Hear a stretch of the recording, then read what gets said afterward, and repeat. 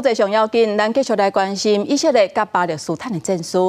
以色列的军队伫当地27半暝扩大对加沙地区的攻击，展开大规模的地面作战。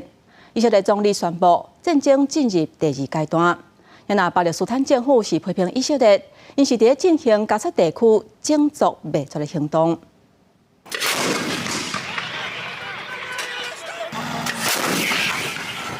一粒搁一粒的炮弹向目标发射，以下战争继续扩大。以色列军队伫当地27日侵入，扩大对加沙的军事行动，结合海空的资源进行大规模的地面作战。以色列总理纳坦雅胡表示，甲哈马斯的战争进入第2阶段。 אתמול בערב נכנסו כוחות קרקעיים נוספים שלנו בשערי עזה, בפתחו של מעוז הרשע.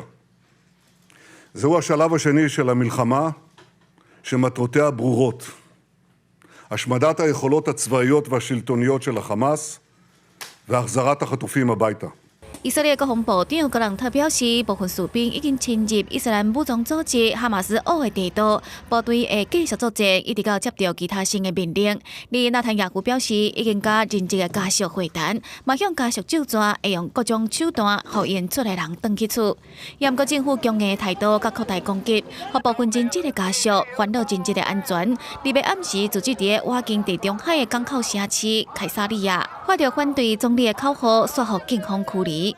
而巴勒斯坦驻地政府的主席阿巴斯批评这是互加沙民众种族灭绝的战争。 حيث يتعرض أبناء شعبنا في قطاع غزة لحرب إبادة جماعية ومذابح ترتكبها قوات الاحتلال الإسرائيلي على مرأى ومسمع من العالم أجمع.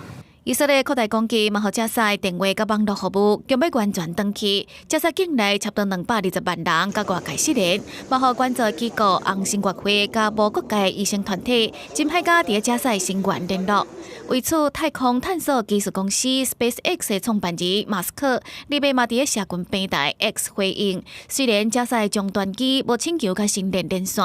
不过，有关会提供新的服务，替国际公认的救援组织支援通信服务。公司新闻，陈世东编译。